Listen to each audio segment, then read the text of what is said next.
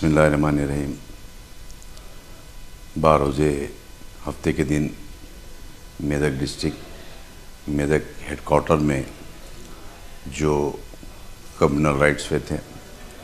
मदरसे मिनाजुल कुरान के जो क़ुरबानी के लिए जो जानवर लाए गए थे, उस असना में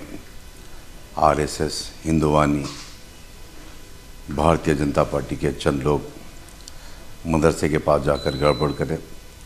उसके बाद वहाँ के मकामी लोग, ज़िम्मेदार जनाब बम्बई आरिफ साहब और उनके तमाम साथी मिलकर डीएसपी को इत्तला किए। उसके बाद डीएसपी साहब वहाँ पर पहुँचे। उसके बाद वहाँ चंद घंटों के लिए इस तमाम तंजीम के भारतीय जनता पार्टी आरएसएस हिंदुवानी के लोग वहाँ से निकल गए, मगर 4 बजे से लगातार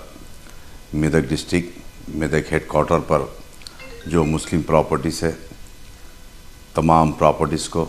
और हॉस्पिटल को, और एक मेदक में मशहूर हॉस्पिटल है ऑर्थोपेडिक हॉस्पिटल, उस ऑर्थोपेडिक हॉस्पिटल के अंदर जो इलाज कर रहे थे उन तमाम पेशेंटों को भी मारपीट किया गया और दवाखाने को, हॉस्पिटल को भी डैमेज किया गया। इस असना के अंदर सदर मोहतरम जनाब नक़ीब मिल्लत बैरिस्टर असदुद्दीन साहब को इत्तला मिलने के बाद जो तेलंगाना के डीजीपी साहब गुप्ता साहब को और आईजी तेलंगाना साहब को, एसपी मेदक को, तमाम आला अहदेदारों को बात की। उसके बाद मैं समझता हूँ चंद घंटों के अंदर मेदक के अंदर कई ऐसे वाक़यात हुए, करीब 10 से 15 लोग को मारपीट कर किसी के हाथ, किसी के पैर को फ्रैक्चर किया, किसी के सरों को खोल दिया गया। कई लोग ऐसे घरों के अंदर भी इलाज कर ले रहे, मगर इस तमाम जब 11:30-12 बजे के दरमियान में आईजी साहब वहाँ पर पहुँचने के बाद लाठीचार्ज की गई और उसके बाद कंट्रोल में आया। मगर सदर मोहतरम ने डिमांड किया चीफ मिनिस्टर साहब से, होम डिपार्टमेंट से, और जो आज इंटेलिजेंस जो सीएमओ देख रहे हैं सिवर्धन रेड्डी साहब को भी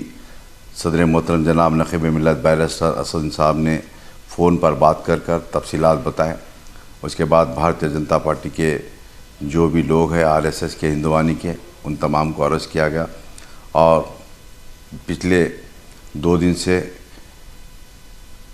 इतवार के दिन और हफ्ते के दिन रात से एक तरफ और इधर भी कई लोगों को अरेस्ट किया गया, कई लोगों को रिमांड किया गया और कई लोगों को अभी रिमांड में बताया नहीं गया। मगर मैं समझता हूँ इंशाअल्लाह सदर मोहतरम इस वायलेंस को और ख़ास तौर से जो मेदक के अंदर जो गड़बड़ हुई उसको करीबी से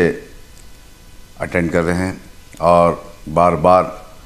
तेलंगाना के पुलिस के आला अहदेदारों को बता रहे हैं। और जो भी हजरात को रिमांड किया गया, मेदक से लाकर संगारेड्डी जेल में रखा गया,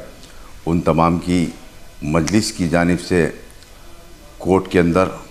वकालत वकीलों को भी ठहरा किया गया। और जनाब इस केस को देखने वाले हमारे मेदक के प्रताप रेड्डी साहब मशहूर एडवोकेट है, वो आज हैदराबाद के अंदर भी हाई कोर्ट के अंदर प्रैक्टिस कर रहे हैं। उसी तरह से मेदक के सीनियर एडवोकेट है प्रताप रेड्डी साहब, इनको सदर मोहतरम भी बात करे, मैं भी बात किया और उन्होंने जिम्मेदारी ली कि इन बच्चों को रिलीज़ कराने की, इन तमाम को बेल के लिए मजलिस इत्तेहाद-ए-मुस्लिमीन पूरी ज़िम्मेदारी लेकर इन बच्चों के ऊपर, और जो ज़िम्मेदार है जो जेल के अंदर है और किसके ऊपर भी केस बुक हुआ, उन तमाम की ज़िम्मेदारी जमात की तरफ से वकील को ठहरा किया गया। मैं समझता हूँ इंशाअल्लाह 1-2 दिन के अंदर इन तमाम के रिमाइंडर आने के बाद तमाम को कोर्ट के अंदर बेल के लिए डाला जाएगा। और ये जमात की जानिब से सदर मोहतरम जनाब नक़ीब मिल्लत बैरिस्टर असदुद्दीन साहब की जानिब से इन तमाम वकीलों का और तमाम का केस सदर मोहतरम की ज़ेर निगरानी और ख़ास तौर से उनके निगरानी के अंदर इन तमाम चीज़ों को किया जा रहा है।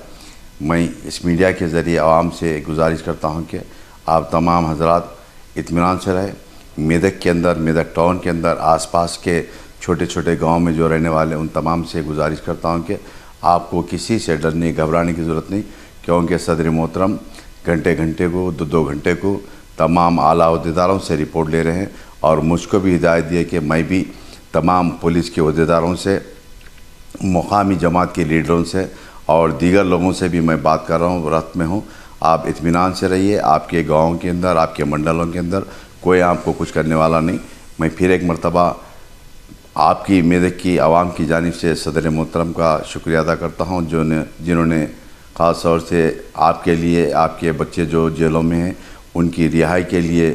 सदर मोहतरम एक बड़े वकील को अपॉइंट किया गया। शुक्रिया। खुदा हाफ़िज़।